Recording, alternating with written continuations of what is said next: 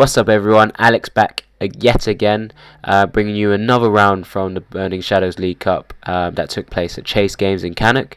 So round 5 sees myself, Alex Dow, playing Golisopod Garbodor versus Luke Williams playing Volcanion. Um, Another little treat for you guys is that I've got Tamao Cameron actually joining me for the commentary of this game, giving you his insights and his views on sort of turn by turn as well as the two decks being played against each other. So I hope you guys really thoroughly enjoy this round. So yeah, let's get straight into it. Alright guys, so here is myself on the left hand side playing Golisopod Garbodor and Luke Williams on the right hand side playing Volcanion. So we've got Tamao here with me as well. Hey, what's up? So he's going to be helping commentate a lot of this, particularly as it's a bit boring if I just talk about myself. You love talking about yourself there. I do my best. But yeah, so I believe I'm actually starting the game, and I've already given Luke a nice mulligan there. So pretty rough matchup right out the blocks for Alex because yeah, inherently the weakness is always going to play a big factor, especially because you want to be tanking with Golisopod in order to ace roller up, heal it off, and do more damage with the 120. So we'll see how Alex decides to go through with this matchup with an early discard of an ace roller, which I don't think will be proving too useful.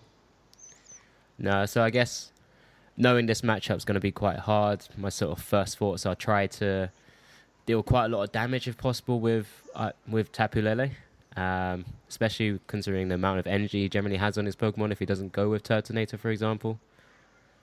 But yeah, the idea is to sort of start applying as much pressure as I can, and then sort of using Tapu Lele to try and sweep. But we'll sort of see how it goes. So I do Ultra Ball. For the Wimpod, I'm already a bit surprised by my choice in deciding to discard the Heavy Ball. I probably should have gone for another Wimpod there. That is slightly questionable, but I understand wanting to get rid of the ace roller at the same time, but maybe just a standard heavy ball. I couldn't quite see your hand, so I don't know if there was anything else in your hand that maybe you could have discarded instead. I had a Garbotoxin Garbodor, Okay, which I that's felt was quite understandable. important. I did draw into a Trubbish there. I think drawing into Trubbish is hugely important because one of the few ways that maybe you can steal a win in this matchup is just an early ability lock.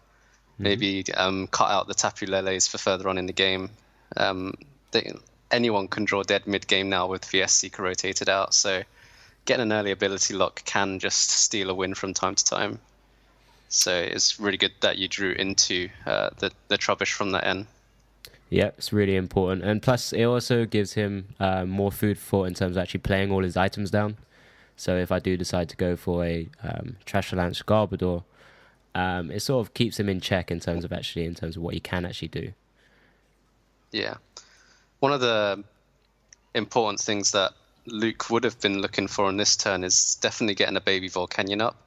I'm sure that's what he'll be wanting to do. He started perfectly with Staryu, so he's going to have free retreat into baby Volcanion if he wants it. The reason why baby Volcanion's so big now is Golisopod can't actually one-hit KO it at all. Yeah. So only being able to do 120, Choice Band not affecting that whatsoever. There will be no way that Alex would be able to knock out a baby Volcanion, which will mean he have guaranteed 2 turns of acceleration. And I think if you get just 2 Fire-type Pokemon set up in this matchup, then that's pretty much going to be enough to take the game from you as a Volcanion player. Yeah, so as we can see, he's also played at Brooklet Hill to get that first Volcanion EX down. It's not really that useful for me. I mean, I can grab a Tapu Fini to hit for weakness, but it's not really enough sometimes. But considering I don't actually play any stadiums, it essentially was Mark Lutz's list. So it's just a 2 Field Blower, and yeah, and there you go. You can see Luke there get the sort of ideal Volcanion with the Fire Energy to power up his Volcanion EX with another Fire Energy. It's a very strong start from Luke. He would have ideally wanted to get 2 Fire Energies in discard and 2 Volcanions on the bench, or a Turtonator, for example, but he won't be too disappointed at this, that's for sure. So now we're back over to Alex's turn. It's tricky. It's a tricky one because there's nothing you really want to attack with right now. hugely efficient attacker. You can DC a Tapu Lele and lightly tap a Volcanion for 60 damage, or you can go into Golisopod and do 120, but going into Golisopod is incredibly risky. But it looks like not much has happened. Yep, so unfortunately my hand wasn't too great. All those options that you did mention, Tamao, weren't really available to myself, so I did quickly pass my turn. Definitely not what I'm after in this particular matchup. And you see... No, I think as soon as you have a bad start against a bad matchup, you're looking at the concede. However, I think more than anything, you'd go for a tie here, so you want to drag this game out as long as possible. Yeah, so we see Luke Williams does actually play one copy of Potan, which I recommended. It's very spicy. For his Gardevoir matchup, to give him a chance to sort of one-hit KO those where possible. So he does get it played down, and it sort of causes more problems for me with sort of Garbodor and Golisopod GX. And it looks like I actually top deck an N and have a Floatstone on Tapu Lele and Trubbish there. So a chance, maybe, after another power heater by Luke. However, he didn't actually get any energy onto his onto his Volcanion, which was quite handy. So a chance, yes, but Alex still has the same options as last turn. You can still lightly tap a Volcanion for 60 or go into it with a Golisopod, which right now isn't looking very good. Luke didn't manage to get energies on the board, however, an N will probably help refresh his hand into something better. So right now, it's kind of a difficult situation where Alex kind of has to decide what's the best thing to do. Maybe a Tapu Koko spread here is the best thing that would be the most useful thing to do. He can Tapu Koko spread after hitting it with a Golisopod GX if you wanted to as well. Floatstone's quite cool. As a field blower, getting rid of the Floatstone's quite cool because it just gives Luke less options next turn, which means that were he to attack with Golisopod, it'd be less likely to be knocked out, especially because you won't be able to Guzma around it because the Golisopod will be active. So we see Alex decides to hit the Volcanion for 80 damage with Garbodor. So I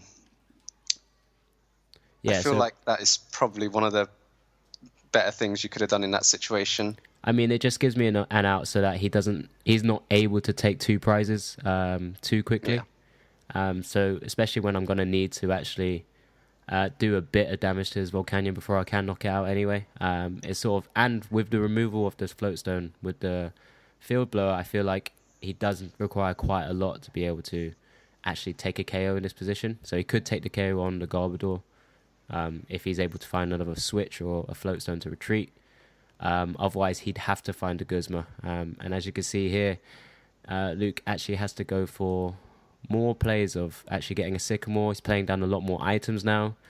I'm not too sure if he knows the count of Trash Lance Garbodor in my deck. It was just a one copy. Obviously, I do have Rescue Stretcher if need be, but he is playing down a lot more items now. So it's sort of, he's having to burn through his deck more than I guess he'd hoped. I guess he missed any sort of Floatstone or switching cards, so he does sort of have to tap the Garbodor, and sort of gives me a bit more freedom. I could probably take the KO on the actual Volcanion that's active on him as well. Yeah, absolutely. This Fury Belt on Volcanion does cause a lot of problems because, as Alex mentioned earlier, Tapu Lele is actually a very, very efficient attacker against Volcanion. You're doing a minimum 100 damage with a Choice Band, which unfortunately Alex has a Floatstone right now, but with a Choice Band you're hitting 130. So with a Fury Belt on Volcanion, there's almost no threat that you can one-hit KO a Volcanion with Tapu Lele. We see that we're going to start tapping away at this Volcanion EX right now with just a clean 100 damage from Tapu Lele, which puts Volcanion on 120 damage left. So if you've done the math, Golisopod actually knocks it out now. So I think a really strong play there. The math is pretty much perfect in this situation. So we'll see if Alex can capitalize on this later by drawing into that Golisopod, hopefully. Yeah, and as I mentioned, so my idea was actually to preserve the the Trash Lance Garbodor as well, since it was my only copy. And as we just saw, Luke Williams played a lot of Ultra Balls. He's had Sycamore's hand. It's just fueling the attack power of Trash Lance as well. But I'm still got the Golisopod on the bench, or the Wimpod, who could evolve into Golisopod on the bench. So I do have those options for later turns as well. So Luke does actually take the KO on my Tapu Lele, so taking him to the prize lead. It looks like I top decked a Rescue Stretcher, which I was kind of hoping for later turns, so that I could actually pick up Garbotoxin, not Garbotoxin, Trash Lance again. Trash Lance, yeah. So knowing now that for the rest of the game, Alex, I assume you don't play Super Rod? No, I do not. No, so knowing that you have no more access to Trash Lance, then this Trash Lance is hugely important to preserve. So yeah, definitely the right call to protect it in this case. He has gone through a lot of items now, so the Trash Lance damage is going to rack up. And if we can get to a point in which you knock out the Volcanion with the Golisopod, and then you can knock out a further Volcanion with a Trash Lance Garbodor, then you're actually in a very strong position at that point in which you can potentially win a really tough matchup. Mm-hmm. Yeah, so it looks like, I have another DC in hand already, so I do Ultra Ball for the Golisopod. So thankfully I did work out that the math is in my favour at this point, which is always good to see. And KOing this Volcanion is just another item in the discard as well, so it just keeps on adding fuel to it. Getting another DC on Tapu Lele isn't too bad. Powering up Wimpod for a hit and run later on is also an option. So yeah, I still have the option of a Crossing Cut GX attack that can do the 180 as well. In hindsight, I probably feel like I should have put the energy on the Tapu Lele, but I do feel like going for the one-hit KOs might be a bit more important. Taking off those energies and really sort of putting a lot more pressure on Luke than expected. I think knowing that you haven't used all your choice bands means that this is definitely a win condition by just Guzmaing up a Tapu Lele. So I definitely think it's an acceptable play here. So we see that Luke does have the energy to return KO on this Golisopod. Not too sure on the trainer count at the moment. It's not been easy to keep track, but inherently Volcanion doesn't play a huge trainer count, so I don't know if we're at the one-hit KO stage yet on this Volcanion, which is important. Mm-hmm. But if you can get a Golisopod, Grass, and Choice Band, then it doesn't even matter at that point. I feel like with Luke still playing a lot more of his items down, we haven't really got to the 9 item count yet. I think that was 8. That looks like a lot, though. So 8's also a good number. It means you're a Choice Band away. So yeah, so there's a couple of options here. I do top deck the Golisopod GX. But looks like you have Ultra Ball in hand as well, so you've got a supporter as long as Tapu Lele's in deck. Mm-hmm. I mean, we do play 3 Tapu Lele in the deck, so it's very likely that there are still some left. And there he is. I do have Tapu Fini. I haven't really shown that to Luke yet, but not that Tapu Fini could definitely put in some work in this matchup if all the Volcanion player feels like they need to do is just set up one attacker, especially later on in the game, just shuffling that one attacker into the deck, and then playing N or another disruption supporter really can set them back and just leave them with nothing on board, especially if they don't have a Volcanion, baby Volcanion on board. So we do see that you hit the Grass and the Choice Band. Luke was, you can even see Luke's smile on his face at that. So perfect turn here. Really taking a swing, leveling the playing field in terms of prizes, and having more on board. Really, leaving Luke with needing an energy and a Guzma. The good thing is you didn't even need to attach a Rainbow Energy, so an energy and a Guzma onto Volcanion isn't even KOing a Golisopod here. Yeah, so it does look like I'm in a slightly more favourable position than Luke currently is, because he has no extra attackers on the board. I mean, he could hopefully go for another Volcanion soon, but he does only have that Volcanion on the bench with the 2 energies on it. At the look of his hands, it looks like he does have another Ultra Ball as well. Yeah. So he's just considering Anarchy away. I think I saw a Guzma as well. So he could promote something else, praying for But then again, you didn't attach the rainbow, so you're not in range of a Volcanion knockout here with on your Golisopod. Mm-hmm.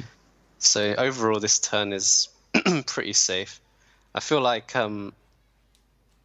if there was any way to knock out the Garbodor, that would be also a strong play, the Trash Lunch Garbodor. Because right now that's your biggest damage threat. So if he had the Guzma to be able to do that, it's quite hard to see his hand, unfortunately. Yeah, it looked like a Kiawe Guzma, maybe a Sycamore and an Ultra Ball. Yeah. Maybe a Turtonator as well. Looks like there is a Pokemon there or a Full Art Support or one of the two. But yeah, it was a Turtonator.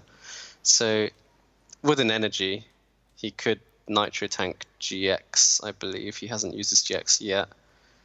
And kind of put you in a situation where you need to knock it out. Again, I don't know exactly the trainer counts, so it's hard to tell at what stage, at what kind of damage output you're doing a Trash Launch, but that is an option if he's not got enough trainers in his discard to just Nitro Tank this turn.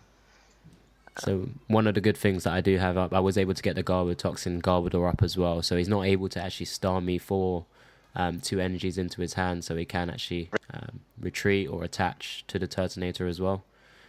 Mm-hmm. So it was pretty vital that I was actually able to grab that at the same time.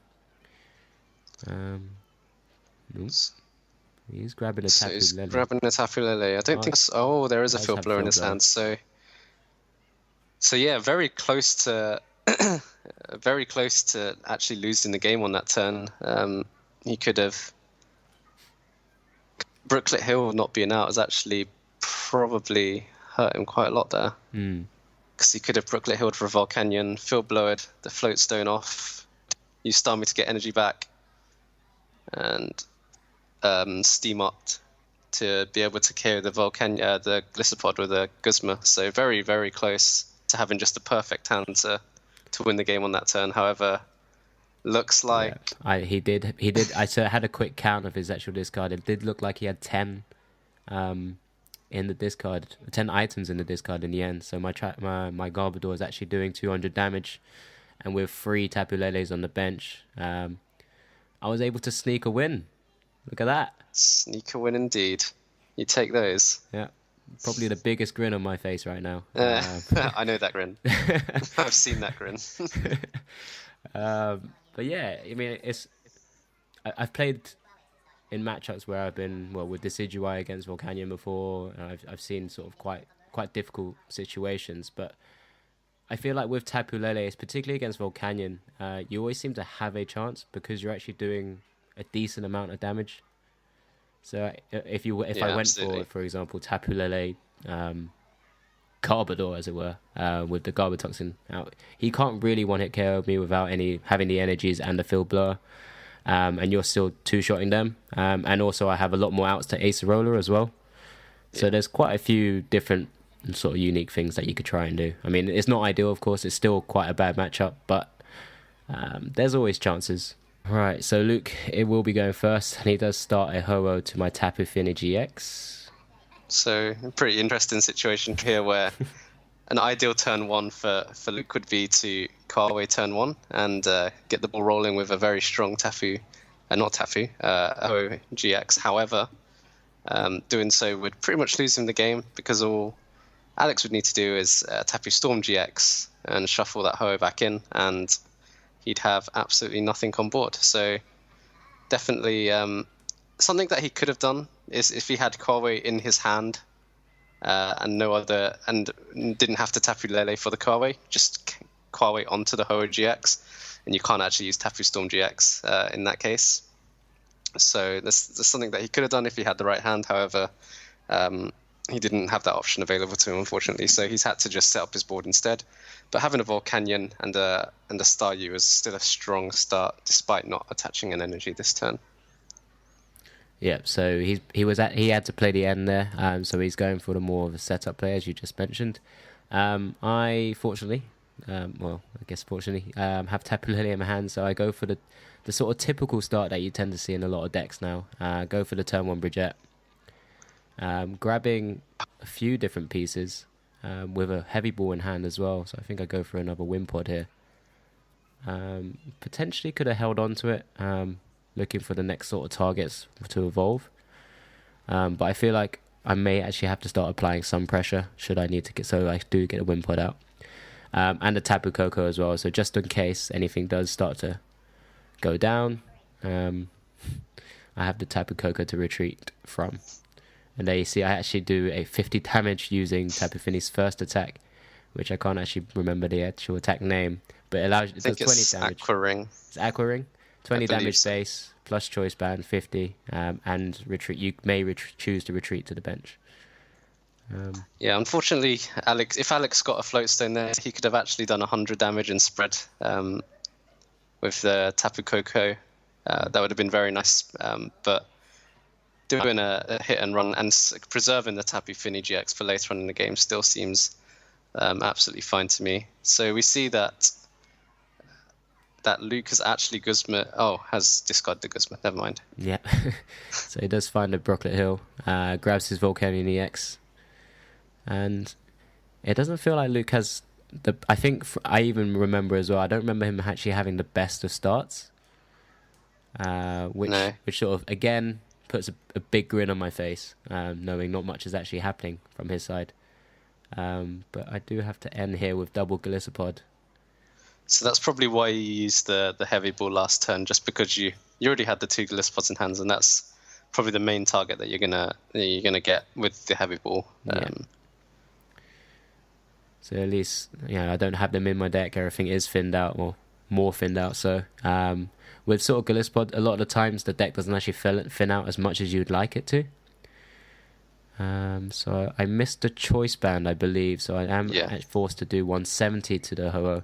I do have the Tapu Koko, of course, so I do know that I can leave it onto the bench if he does find a way to retreat it and actually spread damage to it and take the 2 prizes where necessary.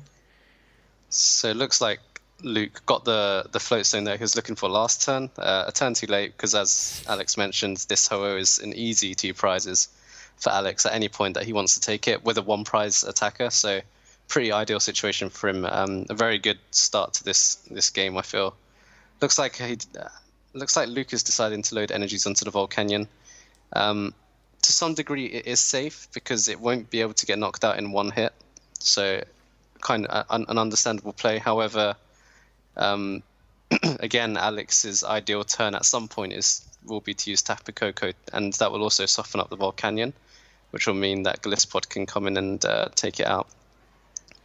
So I think that was that from an elixir, the fire energy?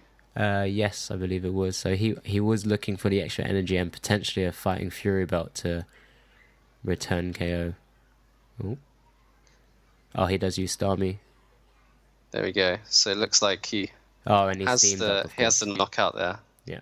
So actually very strong down here. But again, Alex isn't in a terrible position if he can just get the DC to attack with Tapu Koko here.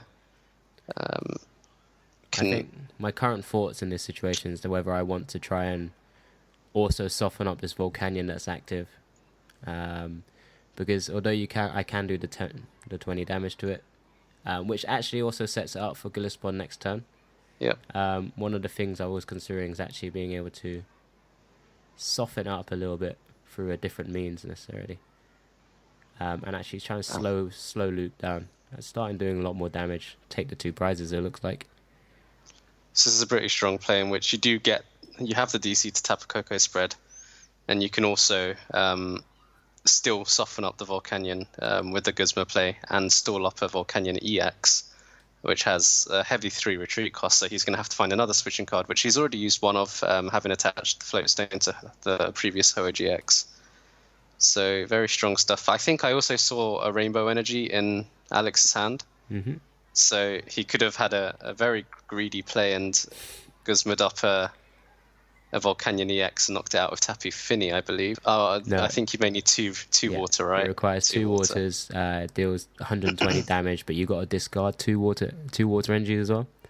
That's painful in a deck with 4 water energy, so to speak. It is very much an all-in attack. So you do see another Guzma from Luke, and he doesn't even need the fire energy to steam up as well this time. He does have the Fighting Fury Belt attached. So this does cause quite a few issues for myself. He does start powering up a second Volcanion on the bench as well. So he's really going for these one prize attackers, causing all kinds of issues for me. And at this point, you're starting to think, how does he even take this one prize? And how does taking one prize win him the game? So it's looking kind of bleak now. Luke's found the elixir hit on the Volcanion has given him a very, very strong tempo play. And it's meant that he can take down GX after GX with just a one prize attacker. So fighting a field blower for the Fighting Fury belt is definitely part one of the puzzle here, because it does soften it up to be able to get KO'd a little bit easier. But right now it's pretty much only Tapu Lele that can KO it, I assume, with the DC. Yeah, I think I had a little quick count of his items as well. Checking to see how much has actually been played. I think in total now is actually 6 or 7. I think 7 with the Fighting Fury belt. So I do see it looks like focus on Tapu Fini. Interesting. So in my mind, I'm bringing him down to 2 cards. And one of the things I was considering doing, or I'm not too sure if I can't actually recall this second game now, is actually Tapu Storming this Volcanion. Okay. Potentially leaving just the Volcanion with just 2 NG on the bench. So it means he probably has to keep power heating for the next couple of turns. But I'm trying to remember myself. This is actually where I was deciding whether do I just get rid of his Volcanion just with Tapu Storm, or I Flying Flip for now. Sort of setting them up for the 100 damage Tapu Lele, I believe, is what my next sort of plays that I was trying to do as well. Yeah, a Tapu Lele can essentially take out 2 Volcanions at this point. However, you'd have to switch in between Tapu Leles most likely, just because one of them will take a hit. And there's still Luke's reading Tapu Storm GX, I assume, or maybe even Hydro Cannon, Hydro Shot. My Tapu Fini knowledge is limited, unfortunately. I've never played the card. I don't think I ever used his Tapu Fini's second attack, so I can't really say for certain that. I know Mark Lutz definitely said that he did use it at one point, so it's always something I keep in mind. No, definitely. Something I need to really consider. I do remember the energy attack and damage cost, but outside of that, not too much. So I do Acerola, so yeah, this is where I considered going for the Tapu Lele knockouts instead. Yeah, and that's where attaching the Rainbow Energy to the Tapu Fini was quite important, just to make sure that you have the option to Acerola it for the DC if you needed it later on in the game. Yeah, and you can, if you do have another DC here, you can Acerola this Tapu Lele up and reuse that same DC on the other Tapu Lele, just to make sure you have a fresh one to KO this Volcanion that will likely hit into it for at least 100 damage, if not more.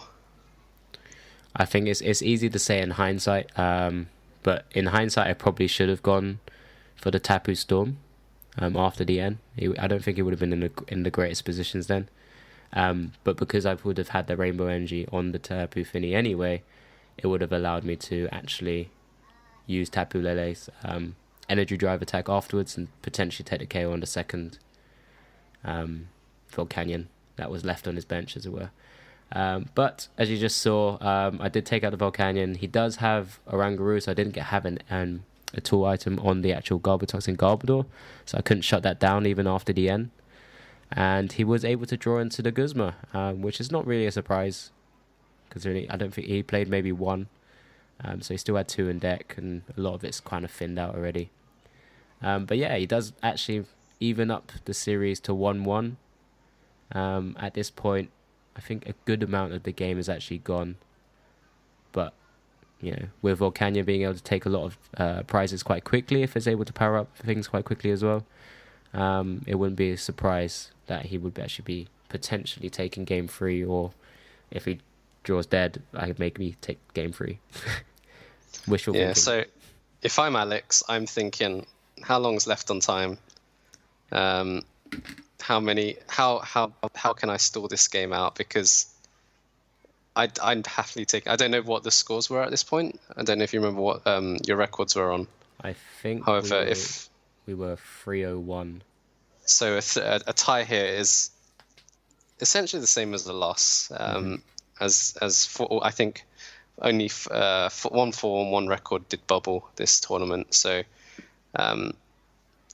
essentially, you may as well try and win if there's an opportunity to in that case, as 301 still quite safe for making it into cup. So Alex does get to go first, and he gets the Rainbow Energy onto the Trubbish.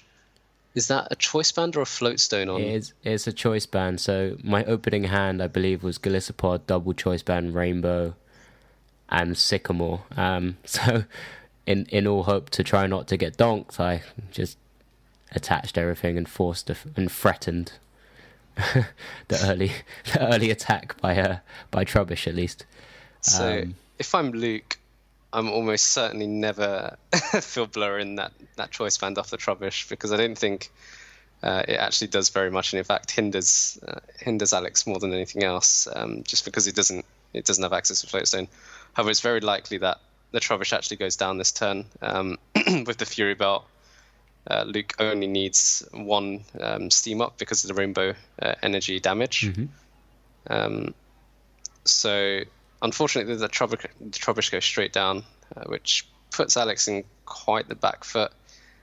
He's only got grass Pokemon left. Nothing's got a Floatstone. Nothing's got Free Retreat.